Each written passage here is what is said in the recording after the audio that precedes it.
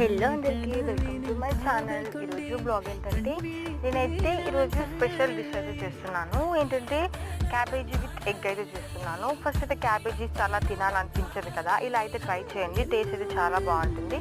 First అయితే ఎగ్స్ని అయితే ఫ్రై చేసి పక్కన పెట్టేసి క్యాబేజీని కూడా ఫ్రై చేసి పక్కన పెట్టేసిన తర్వాతకి ఒక బాండీలో ఆనియన్స్ పచ్చిమిర్చి వేసిన తర్వాతకి అయితే మనం ఎగ్ ఫ్రై చేసాం కదా, ఆ ఎగ్ అయితే వేసేయాలి. ఎగ్ వేసిన తర్వాత కారం, ఉప్పు, పసుపు మొత్తానికి వేసేసి మంచిగా ఫ్రై చేసిన తర్వాతకి మనం ఇంతసేపు ఫ్రై చేసిన క్యాబేజీ అయితే వేసేయాలి.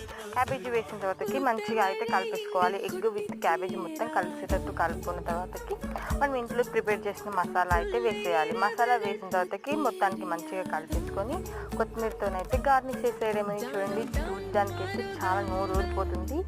నెక్స్ట్ అయితే ఇది కర్రీ అయితే చపాతీలో చాలా బాగుంటుంది. ఫస్ట్ నేనైతే రైస్లో అయితే టేస్ట్ చేస్తాను. చాలా అంటే చాలా బాగుంది. నచ్చితే లైక్ చేయండి. Thank you.